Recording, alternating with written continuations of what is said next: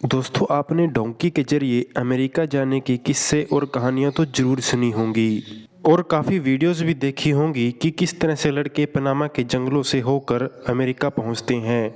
लेकिन आज की ये कहानी काफ़ी अलग है। यह कहानी है कैथल के गुरलाल सिंह की, जो अपने पूरे परिवार के साथ अमेरिका की डोंकी लगा रहा था, लेकिन उसने इसके लिए 66 लाख रुपए चुकाए, जिसमें उसने अपना घर और ज़मीन बेच दिया। लेकिन इसके बावजूद भी उसे वहां से डिपोर्ट कर दिया गया। दरअसल गुरलाल सिंह के परिवार को 6 महीने तक दुबई में रखा गया, उसके बाद वहां से सर्बिया के खंडरों में रखा गया और उसके बाद वहां से उसे जर्मनी का नकली वीज़ा दिलाकर जर्मनी भेजा गया, जहां से जर्मनी की पुलिस ने उसे डिपोर्ट कर दिया। बिचौलियों ने गुरलाल सिंह से 66 लाख रुपए भी ले लिए और उसे वहां से डिपोर्ट भी होना पड़ा। अब गुरलाल सिंह यहाँ पर अपने साले के घर पर रह रहा है, क्योंकि उसका सब कुछ लुट चुका है। अब यहाँ आने के बाद गुरलाल सिंह ने मुकदमा दर्ज किया है उन एजेंटों पर जिन्होंने उन्हें लूटा है। वीडियो में आप देख सकते हैं कि 66 लाख रुपए उस समय इन्होंने दिए थे अपना सब कुछ बेचकर, जो कि आज खाक हो चुके हैं। इनके दो छोटे छोटे बच्चे हैं जिनके साथ ये डोंकी लगा रहे थे। तो चलिए दोस्तों, गुरलाल सिंह की जुबानी ही सुनते हैं उनकी कहानी। सर मेरे पास थोड़ी सी ज़मीन है जी। ठीक है जी। मैं दलजीत सिंह के दुकान पे जाता था जी दवाइयाँ लेने। इसने मुझे विदेश जाने के लिए बोला कि आप विदेश जाओ, तो तेरे पास थोड़ी सी ज़मीन है, तो क्या करेगा यहाँ पर। तो इसके साथ हमारी बात हुई जी।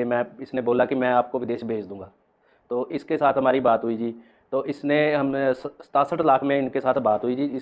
तो इसने क्या किया जी, हमें 17 जनवरी को हमें दुबई भेज दिया जी, 2022 में। तो सर जी हम कम से कम 5-6 महीने वहाँ रहे। इन्होंने हमें गंदे से कमरे में रखा। तो खाने के लिए कभी पैसा डाला, कभी नहीं डाला जी। तो पासपोर्ट भी ये हमारे से ले गए थे। तो सर जी हम काफ़ी देर इनसे बातें करते रहे भी, हमें भेजो, आगे भेजो या वीज़ा लगवाओ। इनके साथ वीज़े की बात हुई थी सर जी।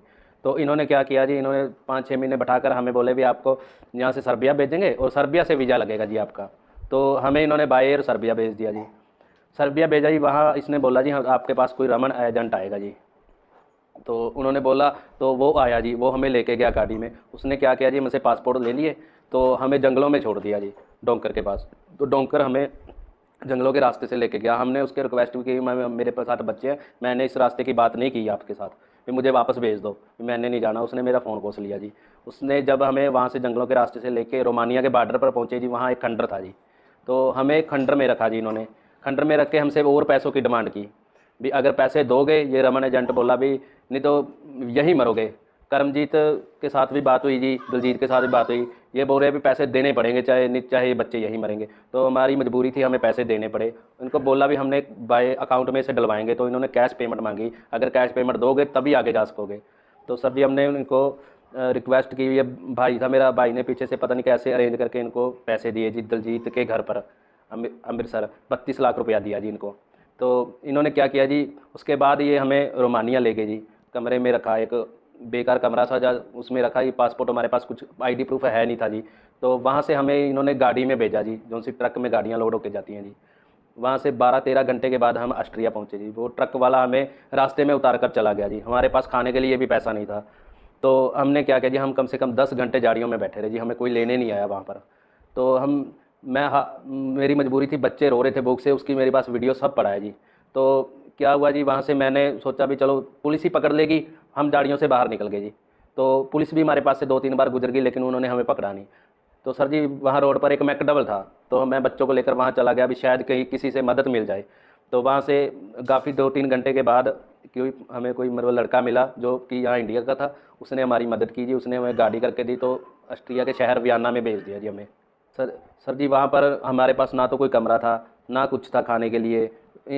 तो उस लड़के ने ही हमें, मतलब वहाँ एक कोई लड़का था जो जिसने हमें, पंजाबी था, उसने हमें हमारी हालत को देखकर हमसे पूछा, तो उसने हमें खाने खुने के लिए दिया। चलो उन्होंने 2-3 दिन अपने रूम में भी रखा हमें। तो इन एजेंटों को हम फ़ोन करते रहे। तो इनकी और भी फैमिलियाँ थी जो कि ऑस्ट्रिया में पहुँच चुकी थी इसी रास्ते से। तो उनके साथ ही इन्होंने बोला भी, ये रमन रमन ने बोला जी आपकी टिकट हो गई है, तो आप करमजीत के साथ बात होगी है, तो आप मतलब ट्रेन के रास्ते से जाओगे। तो हमने टिकट करवा दी है, करमजीत ने करवा दी है टिकट। तो सर जी हम ट्रेन के रास्ते से किसी ना किसी तरीके से कभी भी हम स्पेन पहुंच गए जी, बार्सिलोना।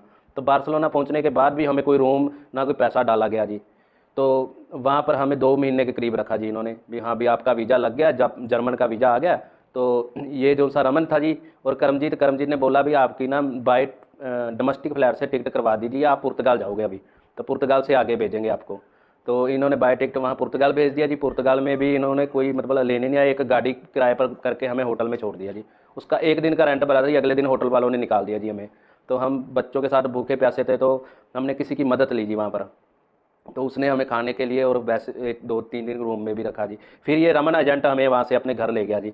तो ये रमन एजेंट घर ले गया जी, इसने बोला भी आपका जर्मनी का वीज़ा लग चुका है और आपको मैं यहाँ से भेज दिया जाएगा जी। तो इन्होंने हमें वहाँ से लिस्बन से स्विट्ज़रलैंड भेजा जी, स्विट्ज़रलैंड से ऑस्ट्रिया भेज दिया जी, वियना शहर। तो वियना शहर से जब आगे जाने के लिए हम एंट्री की इंटरनेशनल एयरपोर्ट में, तो एंट्री तो मिल गई सर जी आगे, पर एयरलाइन ने बैठने नहीं दिया, उन्होंने हमें वापस भेज दिया। हमें इस बात का पता नहीं था जी। तो इन्होंने क्या किया जी, हमें वो पासपोर्ट पुलिस के पास चला गया जी। पुलिस वालों ने चेकिंग की तो वो बोल रहे हैं भी आपका वीज़ा फेक है जी। तो वीज़ा फेक होने की वजह से उन्होंने हमें अरेस्ट कर लिया जी।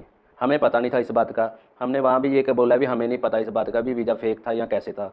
तो इन्होंने हमें जब अरेस्ट कर लिया जी, वहाँ मैं कम से कम 20 से 25 दिन रहा हूँ जी। तो मेरा मतलब खाने के लिए नहीं मिला कुछ, ये मेरे शरीर के अंदर प्रॉब्लम हो गई जी बहुत ज़्यादा। सर जी पूरी फैमिली को वहाँ रखा था उन्होंने किसी एक रूम में, पुलिस वालों ने। तो जी मेरी तबीयत ज़्यादा ख़राब होने के कारण खाना दाना नहीं मिला जी, और उन्होंने हमें यहाँ वापस भेज दिया जी, इंडिया भेज दिया। तो यहाँ आकर दिलजीत सिंह के साथ बात भी की।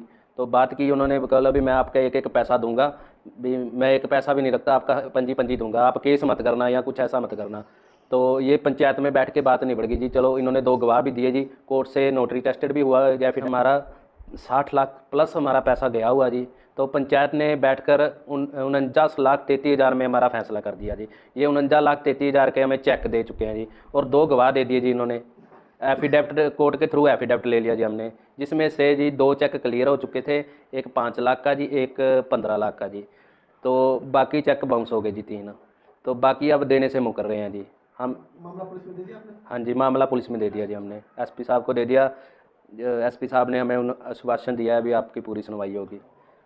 हमारा सर 60 लाख से प्लस था जी, अब बाकी सारे पेंडिंग है। अगर पंचायती तौर में तो इन्होंने इतने पैसे नबेड़े थे, अब उससे भी भागे, अब तो हमें पूरे पैसे चाहिए जी हमें। एजेंटों की वजह से हमारी जो ज़मीन थी वो भी चली गई और हमारा पैसा भी चला गया, और हमारे पास रहने के लिए घर भी नहीं है। हम भाई के घर में रह रहे हैं अभी, वो हमारी मदद कर रहे हैं। तो हम कहाँ पे जाएं, हमारे बच्चों की स्टडी भी चलानी है आगे, हमारे पास पासपोर्ट भी नहीं रहे। सबसे बड़ी बात तो ये है, हमारे बच्चों का फ्यूचर ख़त्म हो गया।